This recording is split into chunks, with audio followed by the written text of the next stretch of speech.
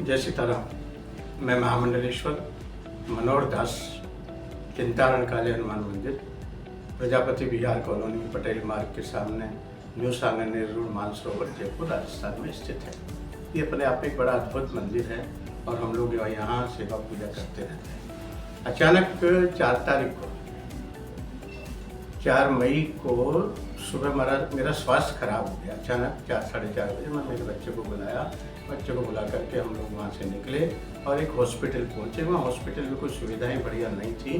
तत्काल हमारे मिलने वालों ने कहा कि आप कहीं देर ना करें और सीधे इंटरनल हॉस्पिटल जाएं और वहाँ जा कर के डॉक्टर संजीव के शर्मा जी से मिले।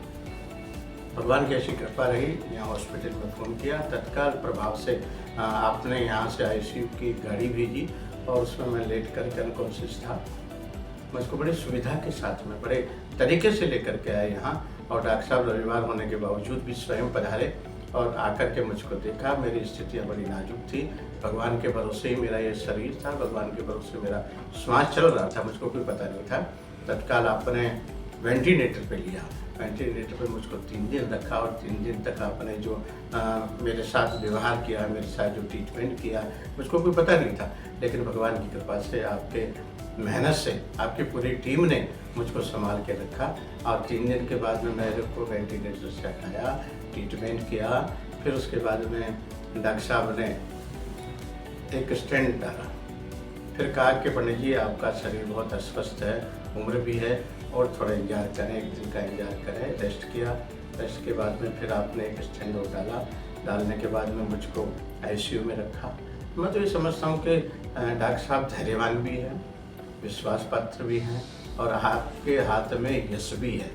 ये तीनों चारों चीज़ें आपके हाथ में और इंटरनल हॉस्पिटल जो ये है, ये तो एक अपने आप में बड़ा अद्भुत, अलौकिक और सब दुखों को दूर करने के लिए सारी व्यवस्थाएं आपके यहाँ मौजूद है। मैं पुनः आज भगवान की कृपा से, हनुमान जी महाराज की कृपा से, डॉक्टर साहब के अथक प्रयास से मेरा स्वास्थ्य बहुत ठीक है और आज मुझको डॉक्टर साहब ने विदा कर रहे हैं। अपने जी जाइएगा, खान पान का ध्यान रखें और फिर 1 महीने के बाद में आइएगा, मिलिएगा। तो मैं तो ये समझता हूँ सभी श्रोताओं से, अचानक कभी भी कहीं कोई ऐसी परिस्थिति आ जाए तो कहीं कोई संदेह ना करें, कोई विचार ना करें और तत्काल प्रभाव से इंटरनल हॉस्पिटल में संपर्क करें।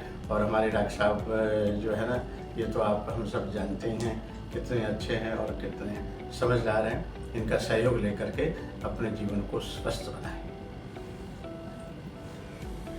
महाराज साहब, जैसे इन्होंने जिक्र किया कि एकदम से इनका सांस एकदम से काफ़ी उखड़ने लगा, जिसको हम रेस्पिरेटरी डिस्ट्रेस कहते हैं, तो तुरंत पास में जो हॉस्पिटल थे वहाँ गए। तो वहाँ उन्होंने इमीडिएटली इनको अटेंड करके, और क्योंकि सांस लेने में काफ़ी तकलीफ थी, तो उस हॉस्पिटल में इनको इंट्यूबेट किया और असिस्टेड वेंटिलेशन, यानी जो सांस को असिस्ट करने वाली जो प्रक्रिया होती है वेंटिलेटर वाली, वो वहाँ शुरू करी। फिर हमें मालूम पड़ा तो हमने इंटरनल हॉस्पिटल के एम्बुलेंस से इनको तुरंत शिफ्ट करा हॉस्पिटल में।